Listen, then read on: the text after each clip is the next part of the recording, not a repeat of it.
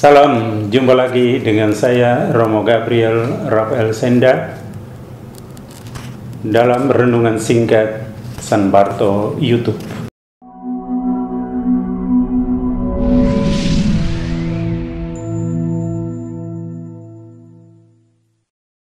Kita akan merenungkan Injil Lukas bab 14 ayat 26 sampai 33 yang kita akan dengar dalam bacaan minggu ini.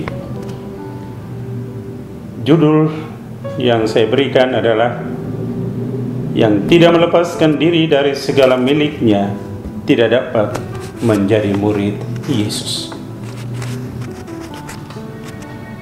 Saya awali dengan satu kisah. Ada pasangan yang berbeda agama. Ketika mengurus pernikahannya sesuai dengan aturan Katolik, maka ada sesuatu yang sangat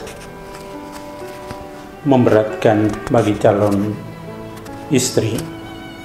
Ia dari agama lain, dan dengan keputusannya untuk menikah dengan orang yang Katolik, ia akhirnya dicoret namanya dari keluarga, yang berarti segala sesuatu yang berasal dari keluarga, harta tidak diperolehnya.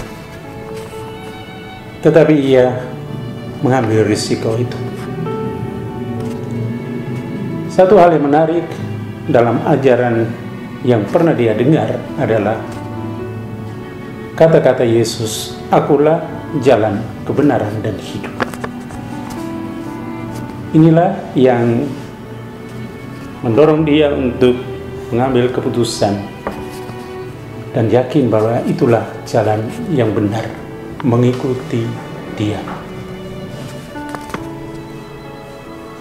Dalam perjalanan waktu, hidup keluarga mereka walaupun sangat berat, masih terngiang kata-kata dari ayahnya bahwa dia tidak akan mendapatkan perhatian dan warisan dari keluarga. Namanya akan dicoret. Tetapi dia menjalankannya dengan setia. Ia mendengarkan ajaran Tuhan dan hidup sehari-hari bersama anak-anaknya dengan mencoba menerapkan ajaran itu. Ia memperoleh kedamaian sesuai dengan ceritanya. Walaupun ada kesulitan, tetapi selalu ada jalan yang ditunjukkan Tuhan menurut keyakinannya. Mengikuti Tuhan dalam Injil yang kita dengar pada hari ini memang tidaklah mudah. Ketika Yesus bersabda, "Jika seorang datang kepadaku dan tidak membenci ibunya, bapaknya, istrinya, anaknya, saudara perempuan, saudara lakinya, bahkan nyawanya sendiri, ia tidak dapat menjadi muridku." Kisah tadi telah menunjukkan bahwa ia telah memilih jalan dengan risiko ini. Ia tidak membenci orang tuanya, tetapi bahwa mereka membenci dia. Dan itulah harga yang dibayar untuk menjadi pengikut Kristus. Saudara-saudari,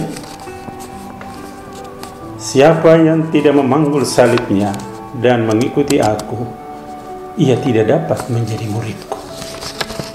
Dengan kata lain, pesan ini berarti yang tidak sanggup membebaskan diri dari kelekatan akan harta, kuasa, emosi, afeksi, dan lain sebagainya tidak dapat menjadi murid Yesus seutuhnya.